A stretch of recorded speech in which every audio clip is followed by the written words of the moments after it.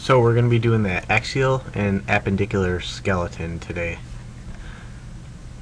Just to review, axial skeleton will consist of your skull, your thoracic cage, your vertebral column, and your sacrum. Your appendicular skeleton will include your appendages, so that will be your shoulder girdle and your upper extremities, and your pelvic girdle and your lower extremities. So let's start off with the skull. First part with the skull is we will have our cranial bones, which will protect the brain, and we will have the facial bones, which will make your framework for your face. Your cranial bones, like I said, they're there to protect the brain, and they will act as an attachment site for muscles to help with movement of the neck and movement of the head, and also for stability of your head. Facial bones, once again, those are the framework for the face. More importantly, there will be lots of openings in there for air and food, and there will be attachment sites for your teeth, and there will also be impressions and indentions in there for attachments for muscles of facial expression. Right now we're taking a superior view of the cranial vault, so we lopped off the top of somebody's head here, and we're looking into the head, and it's going to be broken up into three fossa. There's an anterior cranial fossa, there's a middle cranial fossa, and there's a posterior cranial fossa. Our cranial bones will consist of your frontal bone, which would be your forehead. There's just one of those. You have your parietal bones, which will be posterior to your forehead, and they'll make up like the top and back of your head. There's two of those. There's a right and left side.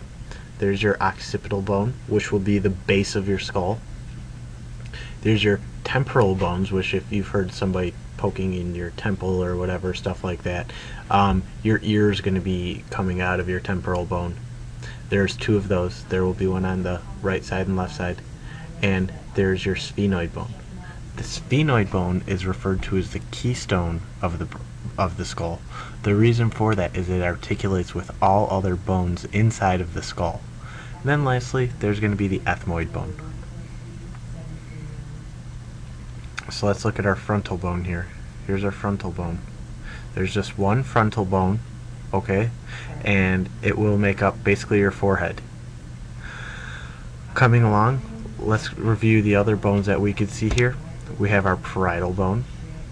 I'm traveling on the right side here. Here's the parietal bone. Here's your temporal bone. Here's your zygomatic bone. And then here's the mandible. Working up the front, here's going to be the maxilla. This guy right here is called the vomer. This is the ethmoid bone. And this is also more the ethmoid bone. The ethmoid bone is going to have a bunch of different pieces coming off of it. And this one right here is the inferior nasal concha. Working our way up, here's your nasal bone, is in nose. And this guy right here will be your lacrimal bone.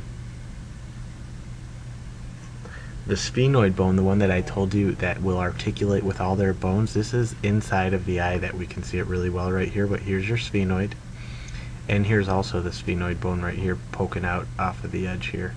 So the sphenoid bone is going to have a very, very interesting shape for it, and it will come in contact with all other bones in the skull. So here's our side view. So here's your frontal bone, here's your parietal bone, here's your occipital bone, here's the temporal, here's the sphenoid. You get a better view of the sphenoid bone here. You'll have your zygomatic bone, lacrimal bone, maxilla, and nasal bone. On this slide, I want to talk a little bit about the sutures. The sutures are going to be the connection between two bones in your skull. They will be connected with a fibrous type of tissue that will form a pretty much immovable joint. The first suture we see here is the coronal suture. The coronal suture comes from the word corona, which means crown, and if you imagine putting a crown on this person's head, it would cut them in front to back. Next sutures we're working our way back is the squamous suture. And then the last one that we can see here is our lambdoidal suture, which is this guy right here. The way they came up with the name lambdoidal suture is it looks like this. It looks like the letter lambda. That is the letter lambda. So here's the lambdoidal suture. Let me draw this out for you again here. They came up with it because it looks like the letter lambda. Okay? So, with the... And then we have the sagittal suture, separating the two parietal bones. So here's that occipital bone. The occipital bone is going to have some nice ridges on it that will act as attachment muscles for our suboccipital muscles, and those will actually help keep your head upright. Looking at an inferior view here, this occipital bone is the base of the skull. This is going to be what matches up or meets up with your spine. These right here are called our occipital condyles, and these occipital condyles are going to articulate with your C1 vertebra. Another name for that C1 vertebra is the atlas. So let's go over the bones we see again here. Here's your occiput. Here's your parietal bone. Here's your temporal bone. Here's that sphenoid bone that keeps popping up everywhere. Here is your vomer. Here is your palatine bone and your maxilla. So your hard palate is made up of your maxilla and the palatine bones. Here's your zygomatic bone. Your zygomatic bone and your temporal bone are going to come together to form your cheekbone.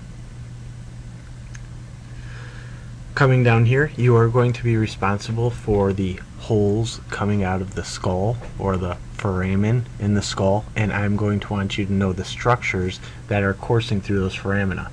Those can be found in your structures list, and you're going to want to know those in detail.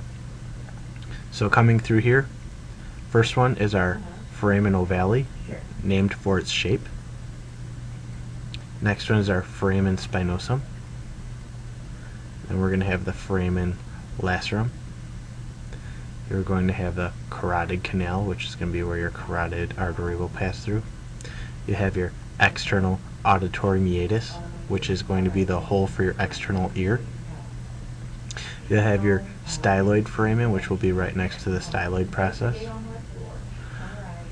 You'll have the jugular foramen, which will be where your jugular vein will pass through. And then you're going to have your foramen magnum. So the foramen magnum is going to be where your spinal cord passes through.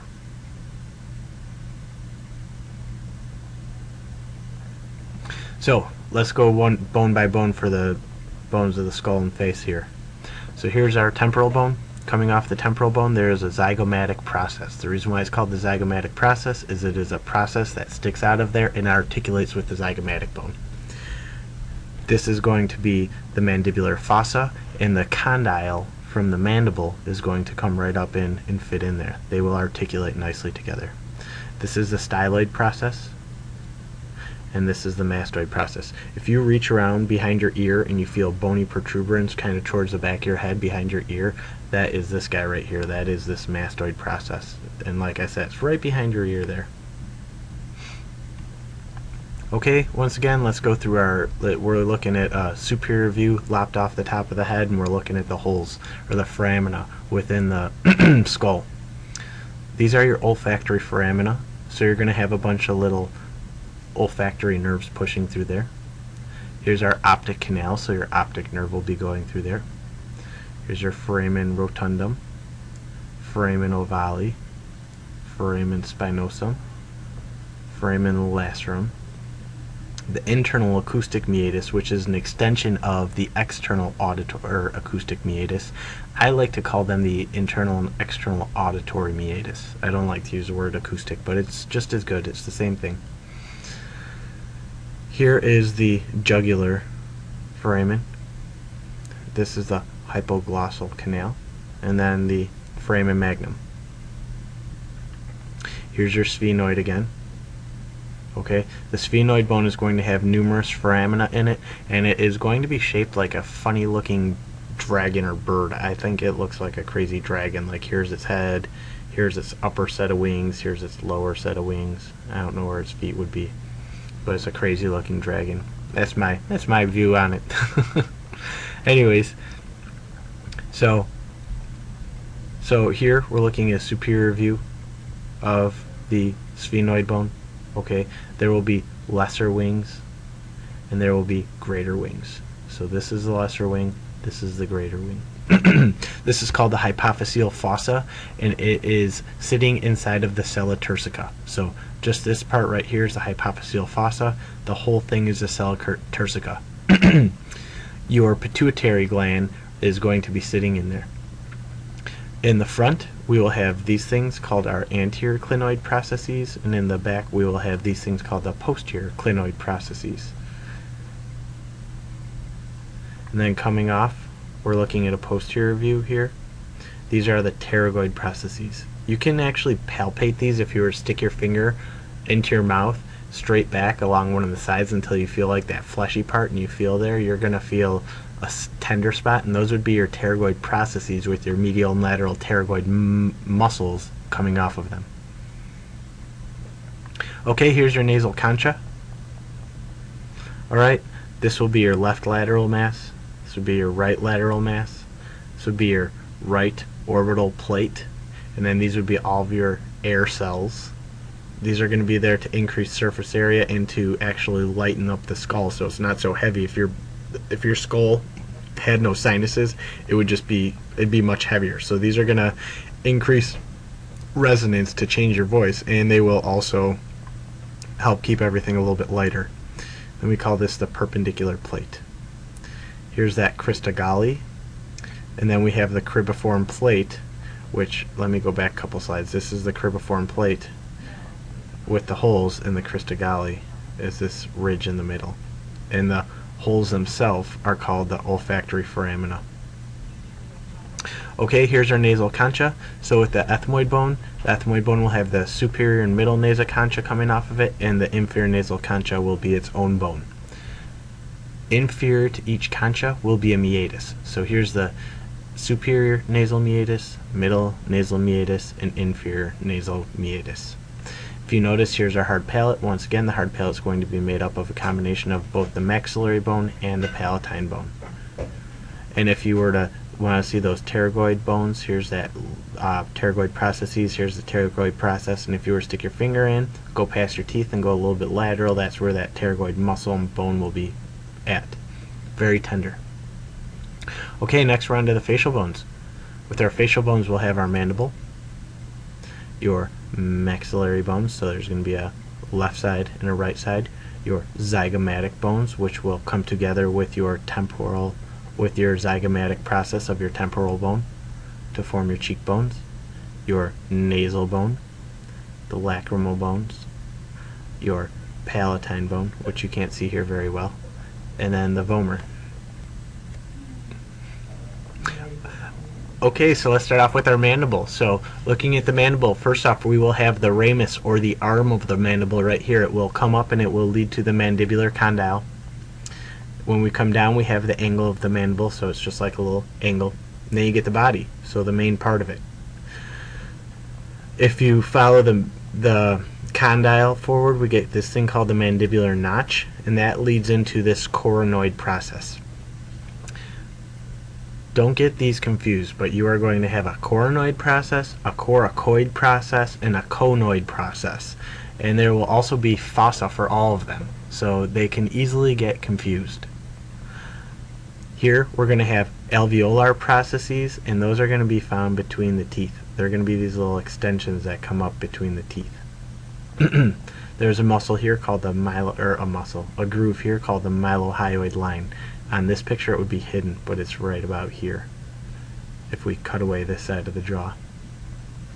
Okay, next is our maxillary bone. Maxillary bone is going to have a couple processes coming off of it. So first off, you will have the zygomatic process of the maxillary bone, and you will have the frontal process of the maxillary bone. This is our infraorbital foramen. It's below the eye and it's a hole, and so that's where we come up with infraorbital foramen. And then here's our alveolar margins. Alright, here's the orbital surface. You're going to see in a minute that there's a lot of bones that come together to make up the orbit, or the eye socket. Here's your zygomatic bone. The zygomatic bone is going to have 3 processes coming off of it. Each process will be named for the bone it articulates with. Make sure when you are naming processes of bones, you are saying what bone it comes off of. So right here we have the frontal process. But what bone does it come off of? So it's the frontal process of the zygomatic bone. It is the process from the zygomatic bone that meets up with the frontal bone. There's a temporal process of the zygomatic bone, and there's a maxillary process of the zygomatic bone. Like I said, make sure you're mentioning what bone those processes are coming off of. It's very important. Here's in the eye. Like I was saying, there is 7 bones that are going to make up the inside of the eye. First and foremost, let's say the roof of it is going to be made up by your frontal bone. Most of the posterior portion of the eye will be made up of your greater wing of your sphenoid bone. Much of the lateral portion of the orbit is going to be made up of the zygomatic bone. Medial and inferior portion of it will be made up by the maxillary bone. There's just this little itty bitty tidbit of the palatine bone coming in here. Right there. We're going to have the lacrimal bone here, and then we'll have the ethmoid bone right about here. Okay, so with our paranasal sinuses, I started to allude to these a little bit ago. These are going to be mucus-filled, mucus-lined, air-filled sacs. The whole purpose of these is going to be to lighten up the skull. They have a secondary feature which will act as a resonance of voice. For example, my brother broke his nose when he was about 25 years old or so, and when he broke his nose, they had to do a complete nose job on him, and they had to bust up his sinuses to change the shape of his nose. And when they did that, it completely changed the way his voice sounded, because the chamber in there was changed. So here's the frontal sinuses. They're found in the frontal bone. Here's your ethmoid sinuses. We're going to look over to this side of the picture. They're going to be found in the ethmoid. Get your sphenoid sinus inside your sphenoid bone, and then you get your maxillary sinuses inside your maxillary bone. Usually when people get a sinus infection or they say their sinuses hurt, they're usually trying to talk about their frontal and maxillary sinuses, because those are the ones you feel. When you have something deep inside your head that you just know doesn't feel right, those are going to be those ethmoid and sphenoidal sinuses. Okay, now let's talk a little bit about fetal skull and development of a fetal skull. If you've ever seen a fetal skull, which we're going to see right here on this next picture, it is going to be similar to an adult skull, except it will have these large cartilaginous portions. And if you've ever held a baby before or seen a baby, you know they have a soft spot on the top of their head, and you're not supposed to touch the soft spot. Why? Because it's not bone yet. It's just cartilage, and you're pushing on their brain. Don't do it. Anyways, what that cartilage is there for is it's there to act as a guide for the bone to grow in, so your bones of your skull can form sutures, and they can form a nice strong attachment to each other. When the baby is in utero, these things are there. Like I said, you get the hyaline cartilage laid down, and then the bone follows. But these are also there for when the baby is being born. When baby's coming out of the vaginal canal or the birth canal, the baby's head will smush down so it can fit through there. If you've ever seen a newborn baby like minutes old, their heads are just smushed and tiny. Even babies with big heads, their heads are much smaller when they first come out than even a couple days later. Why? Because their skull smushes down so they can pass through the birth canal, and over the course of a couple days, it starts to blow back up again. Why? Because of the cerebral spinal fluid pressure builds up, and it helps push this back out again. These soft spots are referred to as fontanelle. So you have an anterior fontanelle, a posterior fontanelle, a mastoidal fontanelle, and a sphenoidal fontanelle. The main ones that people think of when they think of their children are the anterior and the posterior fontanelle. The one that closes up last is your anterior fontanelle, and that'll close up, I forgot, I think it's around 4 or 5 years, not 4 or 5, sorry. It'll close up about 2 years old, 1.5 to 2. Next bone is your hyoid bone. Hyoid bone is the only bone in the body that does not articulate or touch another bone. It does not touch any other bone within the body. The way it is held in place and stays where it belongs is it has a series of muscles that are attached to it, holding it in its location. It is going to be there to act as a lever and to help with muscles of speech and swallowing. Okay, now we're on to our vertebral column. Your vertebral column is going to be there to connect to transmit weight between your lower limbs and your trunk. It's going to protect the spinal cord, and it's going to be made up of 26 bones. So let's go to the next slide so we can talk about them. Here's our 7 cervical bones. Those will be the bones of your neck. Your cervical spine is made up of your cervical bones. Your cervical spine will have a curve that's called lordotic, where it curves forward or anteriorly. Next one, we have our thoracic bones, or our thoracic vertebra, which make up your thoracic spine. There will be 12 of those. They form a kyphotic curve. Then we go to the lumbar vertebra. They'll once again have a lordotic curve, and there will be 5 lumbar vertebra. Then you go into your sacrum, which has a kyphotic curve once again. It will be 5 fused vertebra, and then you get your coccyx, which is anywhere from 3 to 5 fused vertebra, usually 3 or 4. Now let's check something out here while we're looking just in general. Look at how small the bones of your cervical spine are. And as we get into the thoracic region, they slowly begin to grow. By the time we get all the way down here to T12, they're decent shape and size. And as we work our way into our lumbar spine, the bones grow even bigger and bigger until you're in your sacrum, and that sacrum is just a huge bony mass. Think of it this way: your head's not very heavy. The bones of the cervical spine only need to support the head. The further you go down the cervical spine, though, it has to support the bones of the cervical spine and the head above. And as we get into the thoracic region, the further we go down, we need to support all the weight of the thoracic region, so the bones slowly grow until we're in your lumbar spine on L5, and it's got your whole trunk and abdomen and head and upper extremities sitting on it. So that needs to be a big honking bone to carry all that weight. Now let's go back to this lordosis and kyphosis. If you have somebody who is hyperlordotic, they're said to have a sway back. Hyper means increase, lordosis is the curve in your back. It looks like they're sticking their butt out, basically. If somebody is hypolordotic, that hypo is less than, there's decreased curve, so it looks like they have a flat butt. There's nothing there. When we go up into the thoracic spine, there's hyperkyphosis, which means they look like they have a hunchback. Or it's hypokyphosis, which is there's no curve in their mid-back, their thoracic spine. Okay, looking at ligaments of the spine, around our vertebral bodies, which are these right here, we'll have vertebral bodies, and coming off the back we'll have spinous processes. Along the anterior to the vertebral bodies we have something called the anterior longitudinal ligament. Posterior to the vertebral bodies we have something called the posterior longitudinal ligament. So this is anterior, it's in front of, and it's longitudinal, it runs lengthwise.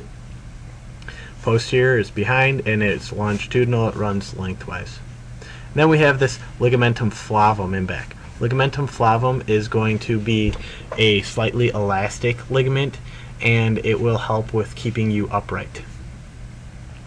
This right here is your intervertebral disc, and it will have nucleus pulposus, which is like a jelly layer, which I would picture like Dr. Scholl's gel inserts, and then it will have a fibrous portion, or annulus fibrosus. There will be layers of fibers wrapped around this jelly portion to hold it in. Okay, here's your disc again. Here's that nucleus pulposus. Here's that annulus fibrosus. Okay, the nucleus we want to keep in here, The nucleus has no blood supply, so if you don't have good nourishment coming to this thing and you're not using them enough or too much, they can break down and they can dry up and they can become arthritic and cause all sorts of problems.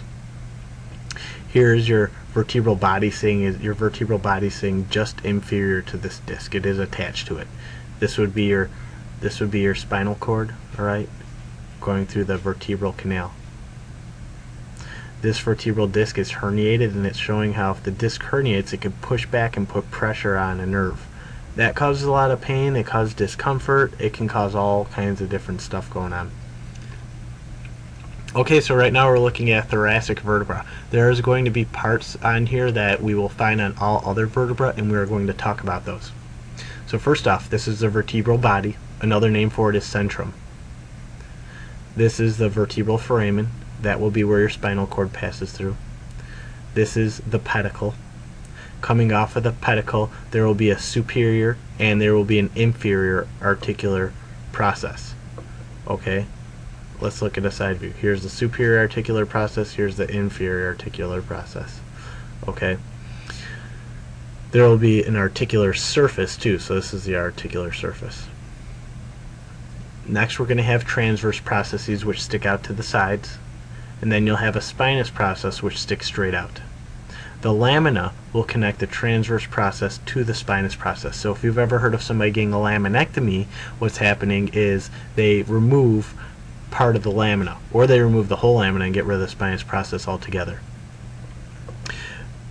Your body of your vertebra will be weight bearing. The posterior vertebra too, these facets and pedicles, will also have some weight bearing, but not as much as the body.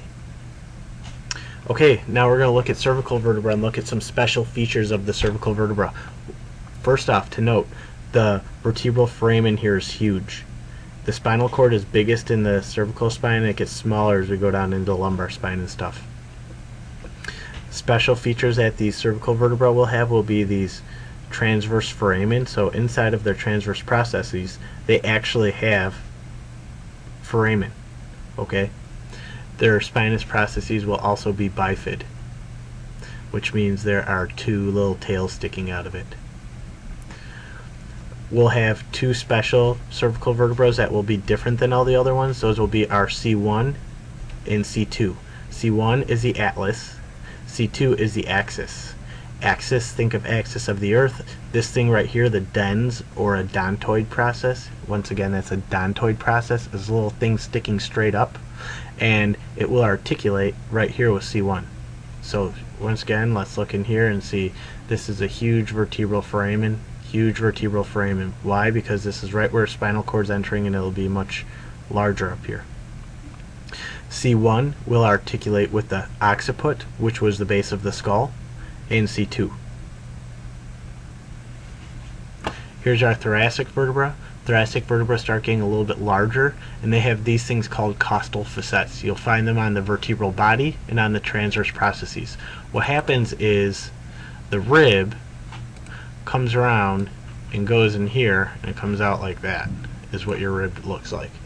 So you'll have one rib coming up around this way, you'll have another rib coming up around this way. So you'll have this rib would be touching the bottom of this vertebra, and it'd be touching the top of the vertebra below, and this rib will be touching the top of this vertebra, the bottom of the vertebra up here. So we'd have a rib like that. Alright, they will have long spinous processes, okay, and their transverse processes will be much larger than the cervical spine transverse processes. Next, we will have openings between our vertebra. These openings are called the inner vertebral foramen. Inner between, vertebral, between the vertebra, and it's a hole. So these are going to be where your spinal nerves will pass through here. There will be an inner vertebral foramen between each set of vertebra.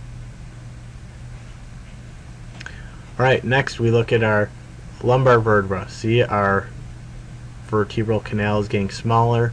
the body is getting larger. This thing just looks like a big thick bone. Okay, if you look at the spinous process, it is spatula in shape, and it is much stronger than the spinous process of other ones. Why? There's a lot of weight sitting on here, and in order to move it, you're going to need a strong muscle to pull on it. If it's got a scrawny little spinous process on it and you pull on it, it's going to break off. Okay, next are our sacrum and coccyx. So the sacrum is going to be 5 fused bones. The coccyx, like I said, it'll be 3 to 5. So looking at the sacrum, it will have these things on it called ala, or wings. They will be the wings of the sacrum. There will be foramina, or canals. There will be anterior sacral foramina, and there will be posterior sacral foramina. The base of the sacrum we can call the apex, and the top of it we will call the promontory. Okay, this little part right here is called the sacral hiatus, and this is the sacral canal. There will be median sacral crest and lateral sacral crest. The sacrum will meet up with your ilium with this right here. This is the articular surface, so it will form the sacroiliac joint. Okay, thoracic cage. It's going to be made up of our ribs, the sternum, and their cartilage. The whole function of them is they're there to protect your organs inside your chest. There's going to be 12 pairs of ribs. The first 7 are called true ribs. Why? Because they articulate straight with the spine. They have a vertebrosternal cartilage that will attach straight to the spine. 8 through 12, they will come together. Let's see this picture. With 8 through 12, we'll have a bunch coming together here, and they will not directly articulate with the sternum. 11 and 12 are called floating because they don't even have their costal cartilages to connect them. So let's look at our sternum. We have the body of the sternum, and we have the manubrium.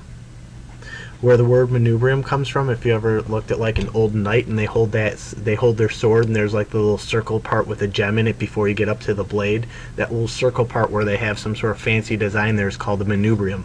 So whoever first discovered this saw that the sternum looked like a blade and this looked like the manubrium of the handle. So there's where that word comes from. Okay, looking at our ribs will have an angle. That will be where it's bending.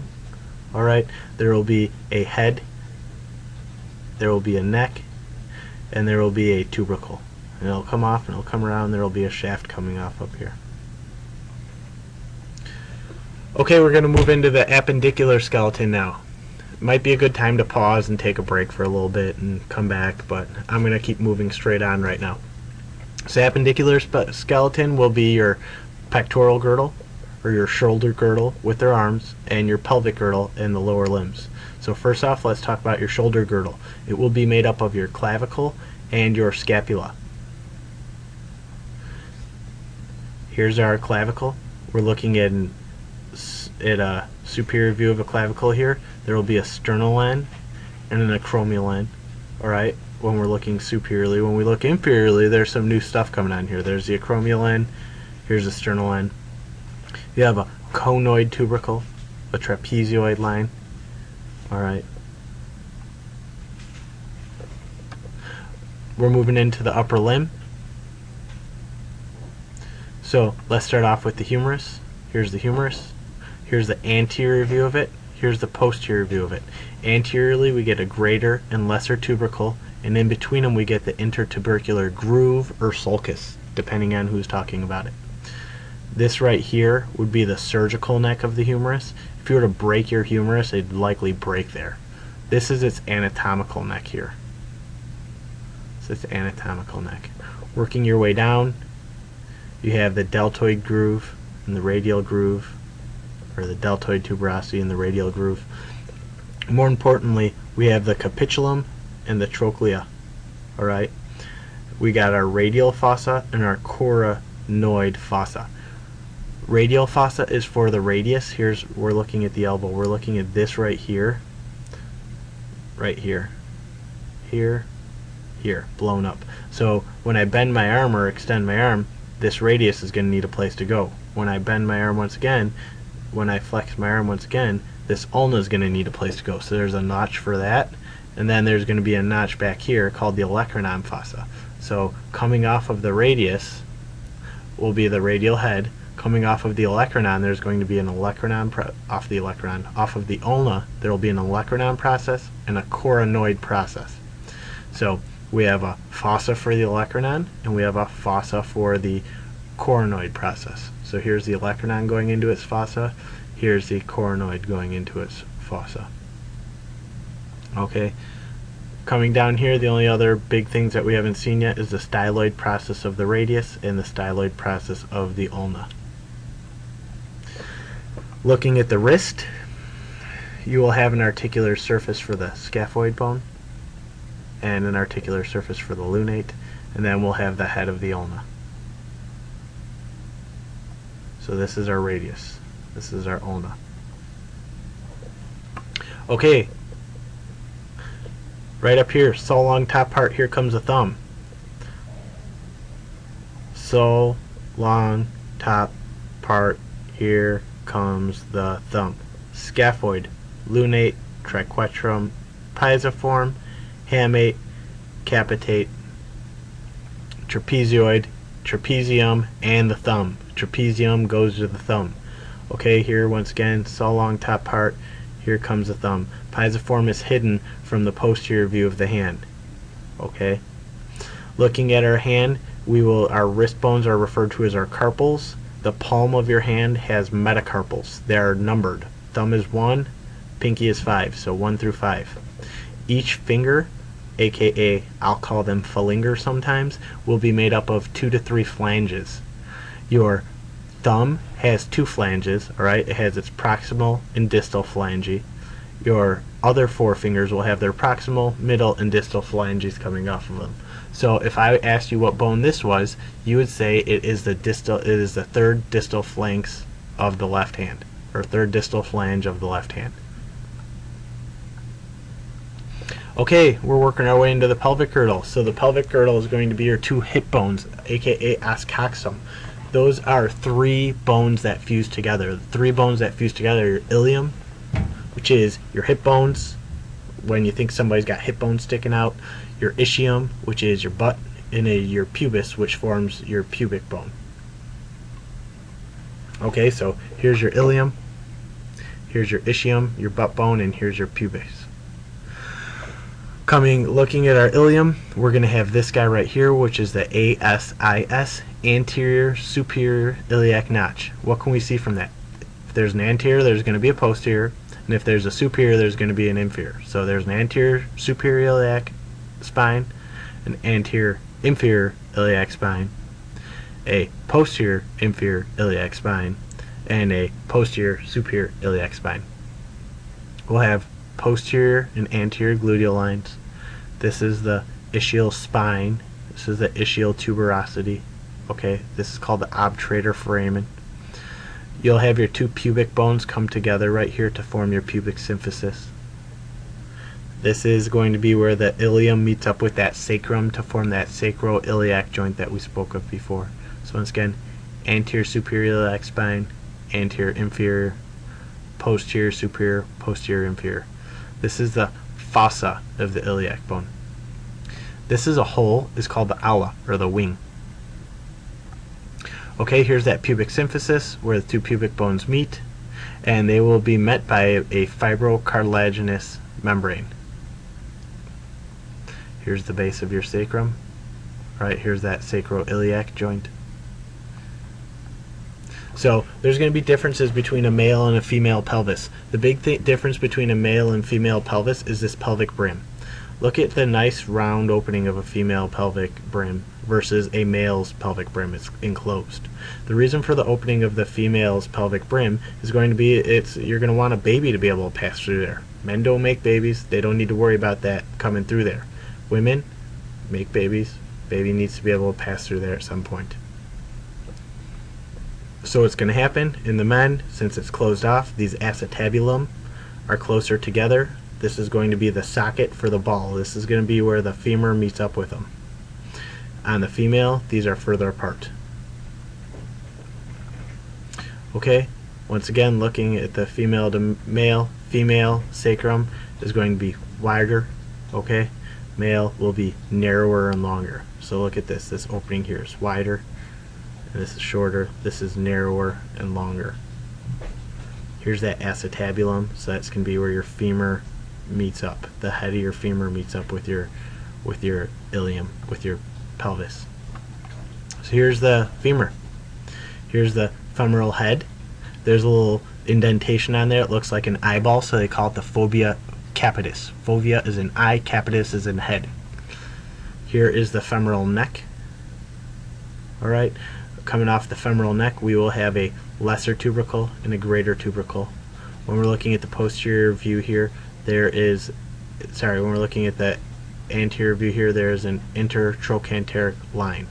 Okay, lesser trochanter, another name you could call is a tubercle, greater trochanter, intertrochanteric line. Coming down, we have the adductor tubercle. We get a lateral and medial epicondyle. Epi above, condyle. This thing right here is called a condyle. So here's my medial condyle, here's my lateral condyle. Lateral condyle, medial condyle. So epi above the condyle, medial epicondyle. We call these the supracondylar ridges, superior, above, condylar, so they're above the condyles. They will come up to form the linea aspera right here. Okay, this is called the trochanteric fossa. Here's that fovea capitis. There's going to be a little thing called ligamentum teres that punctures into there, and you're going to have a large blood vessel going through there to supply blood to the femur. Next, we're looking at bones of the lower leg. So you're going to have your fibula and you're going to have your tibia. Here's our tibia. We will have a medial and a lateral condyle and a tibial tuberosity. Coming down, there will be the articular surface. Your tibia will form your medial malleolus. So the bump on the inside of your ankle is your medial malleolus formed by your tibia. The bump on the outside of your ankle is your lateral malleolus formed by your fibula. Looking here, look how tiny and scrawny your fibula is as compared to your tibia. It's tibia and fibula. Your tibia is your weight-bearing bone. Your fibula is a non-weight-bearing bone. Therefore, if I was to break my fibula, I could theoretically stand. If I was to break my tibia all the way through, I'm not going to be able to stand. I will collapse. It will not work.